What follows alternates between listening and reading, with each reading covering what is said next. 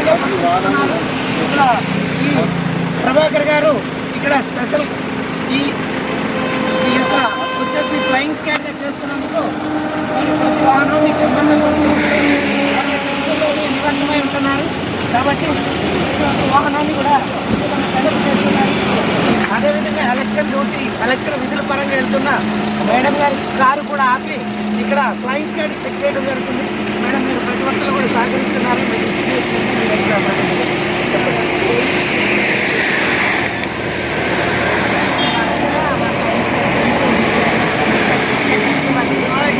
మేమే కాదు అందరూ కూడా దీన్ని సహకరించాలని.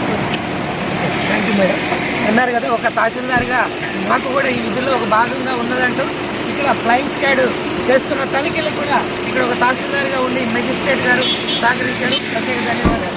అదే ఫ్లయింగ్ స్కాడ్ అధికారి మన ప్రభాకర్ గారితో మాట్లాడదాం. సార్ మీరు ప్రజెంట్గా నిర్ధారించారనేది ఒకసారి చెప్పండి సార్. కల్లూరు కళల మండలాల్లో ఫ్లయింగ్ స్కాడ్ అధికారిగా పనిచేస్తుంది. ప్రతి వెహికల్ చెక్ చేస్తాం. అదేవిధంగా గ్రామాల్లో సివిజీ ద్వారా వచ్చినటువంటి కంప్లైంట్స్ కూడా మేము అటెండ్ అవుతున్నాం. ప్రజలు ఎవరైనా కానీ ఎలక్షన్కి సంబంధించినటువంటి ఏదైనా కంప్లైంట్ ఉంటే సివిజీని వాడండి. సివిజీ ద్వారా కంప్లైంట్ చేస్తే ఎవరి పేరు కూడా బయటికి రాదు. వెంటనే మేము అక్కడికి వెళ్ళి కంప్లైంట్కి అటెండ్ అవుతాం. Okay sir, thanks sir. విన్నారు కదా ఈ యొక్క ఫ్లయింగ్ స్కాడ్ అధికారులు ఈ విధంగా తనిఖీలు చేస్తూ ఇక్కడ ఉన్న మరి ఈ వాహనాలు కూడా తనిఖీ చేస్తున్నారు. ఈ యొక్క ఎండలో కూడా ఈ యొక్క అధికారులు ఈ విధంగా తనిఖీ చేస్తున్నారు.